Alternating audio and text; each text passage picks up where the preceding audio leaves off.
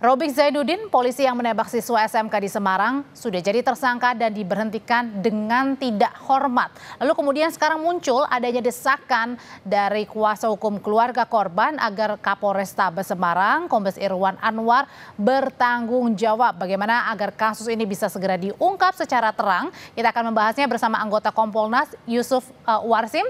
Malam, Mas Yusuf. Selamat malam, Audrey. Mas Yusuf, jadi ini menurut Mas Yusuf sendiri dari Kompolnas, permintaan kuasa hukum keluarga korban akan pemberhentian begitu ya, atau pencopotan, maksud kami pencopotan Kapolrestabes Semarang, ini berdasar atau tidak alasannya? Ya, pertama kita apresiasi dulu langkah Bid Propam Polda Jateng yang telah memproses kode etik kemarin, putusannya sudah ada. Baru kemudian proses pidananya untuk pertanggungjawaban pidananya sudah diproses, ditingkatkan menjadi tersangka. Artinya semula kami sesuai dengan arahan Ketua Kompolnas Pak Budi Gunawan mendorong agar proses etik dan hukumnya dipercepat. Nah ini sudah terlihat tentu agar keadilan korban segera diperoleh. Itu yang pertama dulu. Nah, yang kedua, ini kami tentu dari peristiwa ini selalu pasti harus ada saran dan masukan. Nah, saran dan masukannya adalah tentu perlu dilakukan langkah-langkah evaluasi. Evaluasinya menyeluruh, tidak hanya sekedar soal Kapolrestabes Semarang, tapi menyeluruh gitu. Berarti artinya ada evaluasi untuk Kapolrestabes Semarang di situ dari Kompolnas? Ya, kita siapkan saran masukan itu, tentu saran dan masukannya itu terkait dengan mengevaluasi dari peristiwa yang telah terjadi. Tentu evaluasinya tidak hanya dalam lingkup parsial soal Kapolrestabes Semarang, tapi menyeluruh gitu. Bagaimana proses penanganan semula, apakah ini rumit, ada hambatan-hambatan, ini kita akan lihat semuanya. Hambatannya ada pada Polrestabes Semarang, atau di luar Polrestabes Semarang. Tapi Mas Yusuf, atau hambatannya memang ada pada Kapolrestabes Semarang yang sudah disampaikan mengaku ada kelalaian di Komisi 3. Nah, kalau itu ya memang ya patut untuk dievaluasi, dan sebelumnya saya sudah menyampaikan kita serahkan, kita minta diatensi di Propam Mabes Polri. Oke, tapi bukannya dengan dengan adanya evaluasi yang sedang dikerjakan itu kemudian dengan saran dari kuasa hukum keluarga korban yang meminta agar dicopot terlebih dahulu supaya bisa lebih terang lagi, tidak ada yang kemudian mencampuri ya, atau kemudian berada di dalamnya di situ. Nah, ini bukannya seharusnya difasilitasi juga dengan permohonan seperti ini, Pak ya, itu salah satu aspirasi, namun kan kalau hanya lingkup mencopot itu kan kecil ya, prosesnya kan harus evaluasi,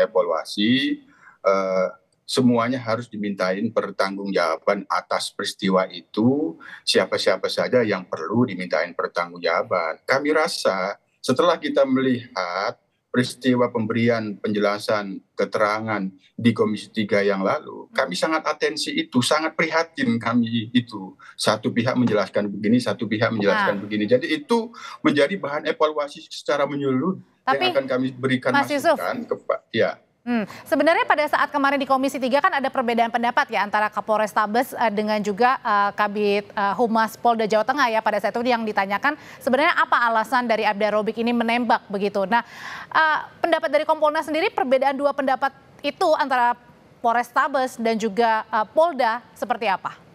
Ya, pada waktu yang lalu kan saya berbicara di sini juga, semuanya itu akan teruji dalam fakta.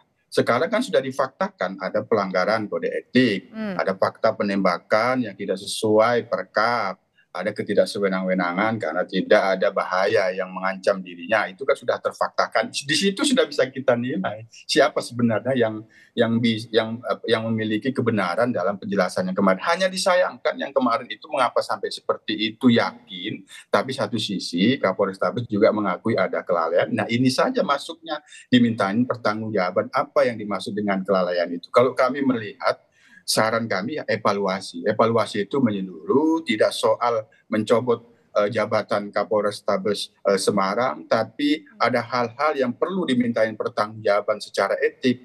atas peristiwa itu dan bagaimana penanganan proses peristiwa kemarin ada hambatan-hambatan sehingga menjadi muncul ini tawuran, ini bukan. Nah itu Mbak Audrey. Dan rangkaian untuk diminta pertanggungjawabannya itu adalah tetap meminta keterangan dari Kapolrestabes sendiri yang saat ini masih menjabat di sana.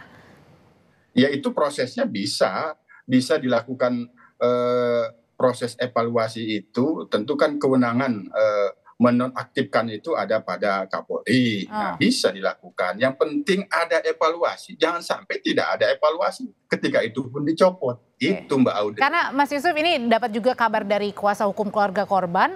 Salah satu alasannya bukan hanya membuat terang benderang, tetapi juga waktu itu diduga pada saat ada oknum wartawan, ada oknum polisi juga yang datang ke rumah keluarga korban, yang diduga salah satunya ada Kapolrestabes Semarang, ini meminta pada saat itu untuk ya mengikhlaskan atau tidak diperkarakan lebih lanjut lah.